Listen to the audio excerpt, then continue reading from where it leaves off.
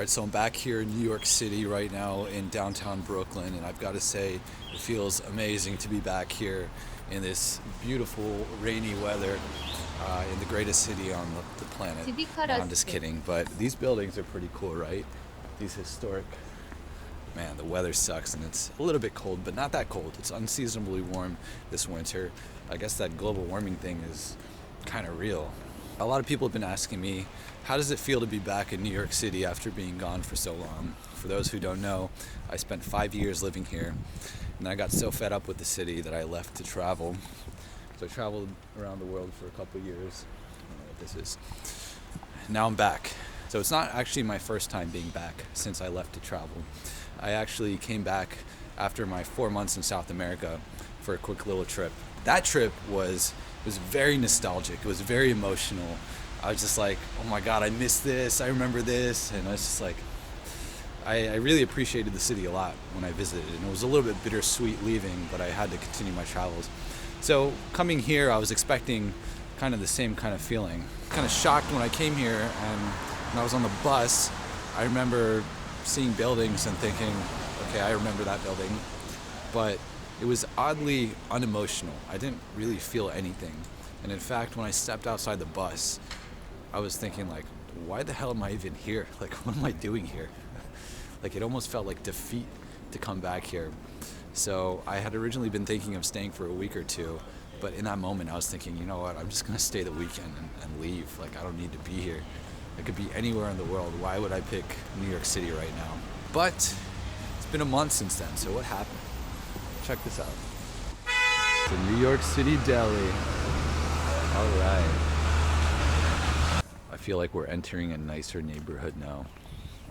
Wow, this actually feels like a normal neighborhood. Like, I just saw a school bus pass by. I never see that in Manhattan.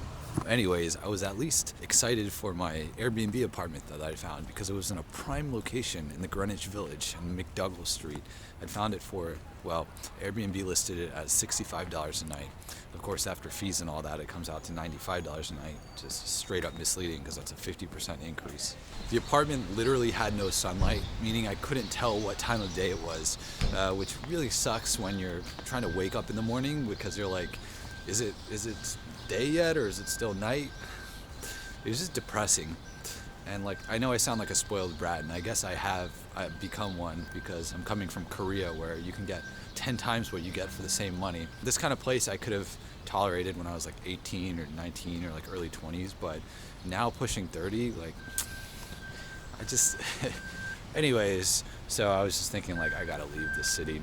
All right, so on Monday I went into the office, and it was like an episode of Silicon Valley. There were investors and founders in there, and I really loved the atmosphere of the office. So I didn't particularly want to leave New York City, but I really just didn't want to go through the whole ceremony of trying to find a place, book it, and pay a ton of money for a piece of crap.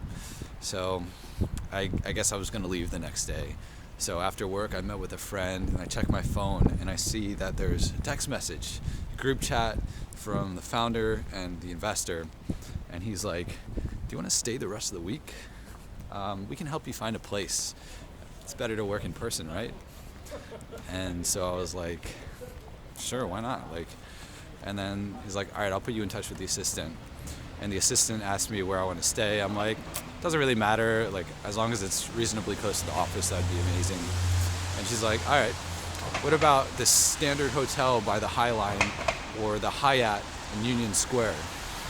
And I was like, hell yeah. I took the Standard by the High Line, and oh shit. Yeah, it was awesome. I've always wanted to stay there. So booked there until Saturday, and it was awesome. So then after that, I stayed on a friend's couch, and then I booked a cheap hotel.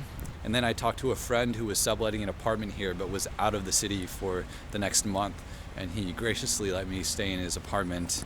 So that's where I am now. That's why I'm here in downtown Brooklyn, walking by these donjons. Now, but I'm really grateful. Had I not had this connection, I don't know if I would still be here, or if I was here, I'd be paying a ton of money for a much worse living situation. So yeah, that's why I'm still here. Now, how much longer will I be here? The answer is a couple weeks. I'm I'm going to Hawaii in a couple weeks. New York's cool, but I think I much prefer New York in any other time of the year other than the winter. Like the fall, spring, summer.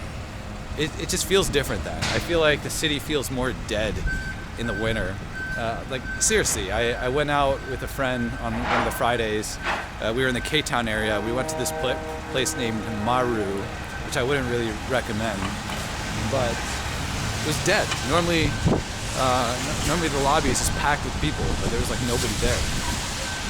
So, NYU Langone Cobble Hill, cool. Jesus, I ended up in this highway street. What the hell? But yeah, the city just doesn't have the same energy. There's less people. I mean, there are pros to it as well. There are less homeless people. Like, I was shocked when I was walking on St. Mark's Place and I didn't see any homeless people. Because normally there are tons of young-looking homeless people wearing like camo with dogs. But this time they were all gone. One girl cookies. I want to go inside.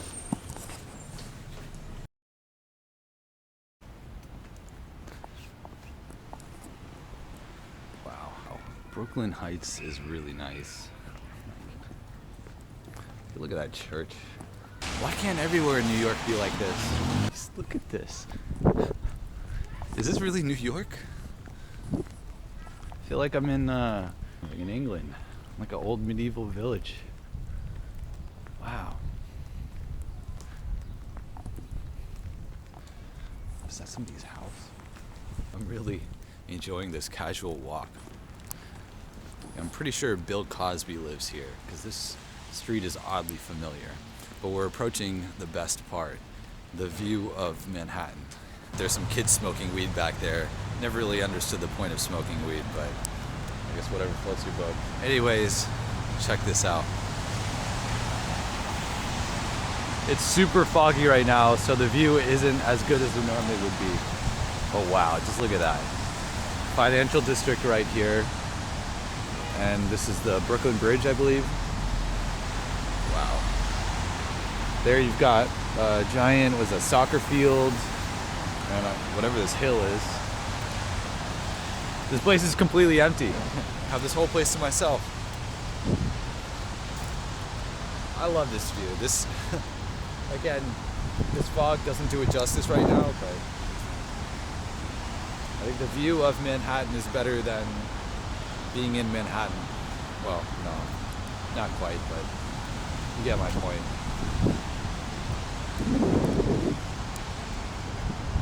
But yeah, it's nice to be back.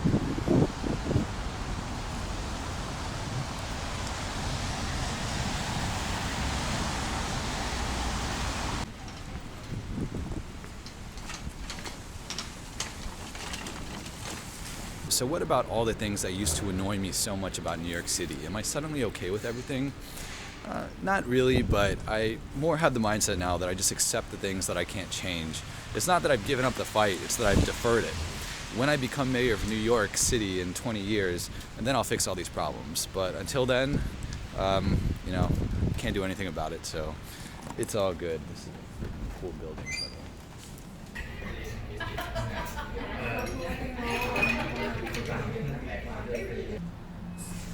That pad thai was incredible. You gotta come here.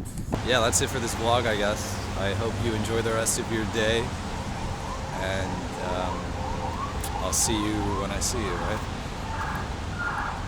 Peace.